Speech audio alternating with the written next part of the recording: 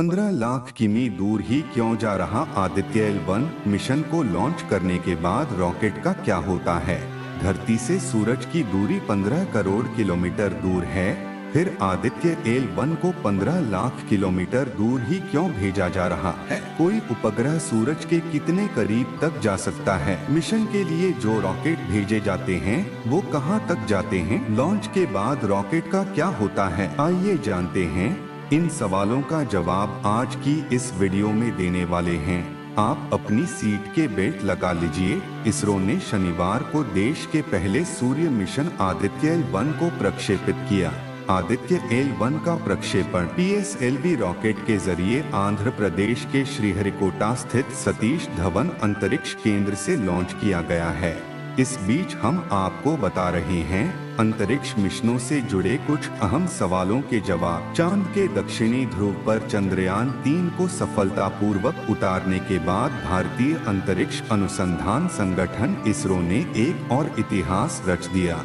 राष्ट्रीय अंतरिक्ष एजेंसी ने शनिवार को आदित्य L1 मिशन की सफल लॉन्चिंग कर दी है। इस मिशन का उद्देश्य सूर्य का अध्ययन करना है। अंतरिक्ष यान को पृथ्वी से लगभग 15 लाख किलोमीटर दूर स्थित लैग्रेंजियन बिंदु 1 या L1 पर भेजा गया है। इसरो के आदित्य L1 अंतरिक्ष यान को कवर करने वाला पेलोड पृथ्वी के वायुमंडल से बाहर निकलते ही अलग हुआ।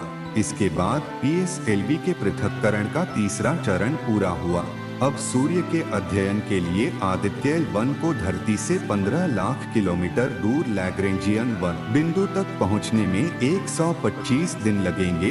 धरती से सूरज की दूरी 15 करोड़ किलोमीटर दूर है, फिर आदित्य L1 को 15 लाख किलोमीटर दूर ही क्यों भेजा जा रहा है?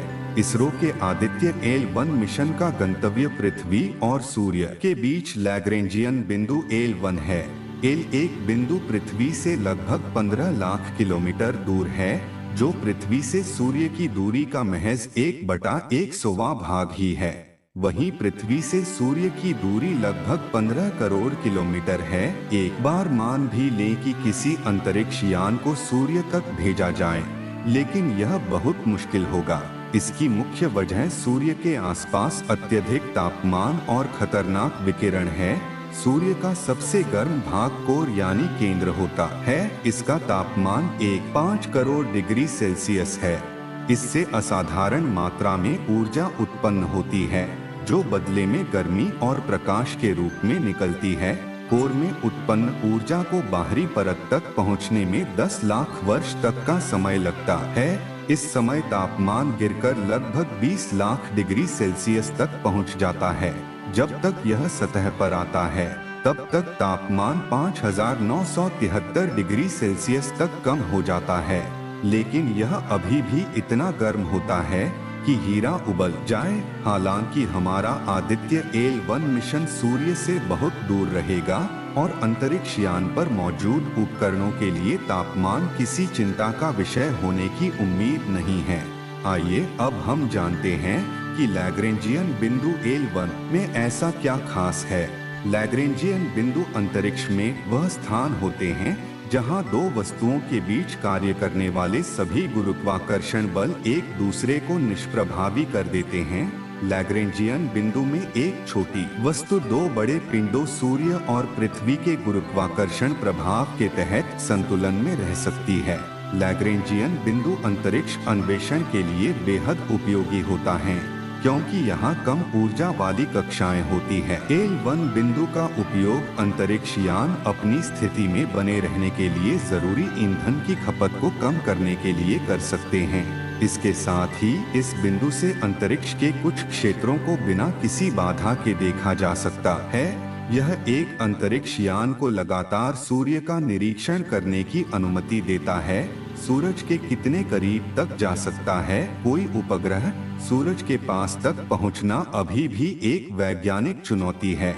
हालांकि नासा ने सूर्य की सतह से करीब 6,115,507 किलोमीटर की दूरी पर उड़ान भरने के लिए 2018 में पार्कर सोलर प्रोब मिशन भेजा था। नासा दावा करता है कि मिशन ने सूर्य के वायुमंडल के सबसे बाहरी हिस्से कोरोना में पहली बार उड़ान भरी। इस दौरान पार्कर सोलर प्रोब ने कोरोना के बारे में वैज्ञानिकों की समझ को बदलने और सौर पवन की उत्पत्ति और विकास के बारे में ज्ञान का विस्तार करने के लिए C2 माप और इमेजिंग का उपयोग किया था।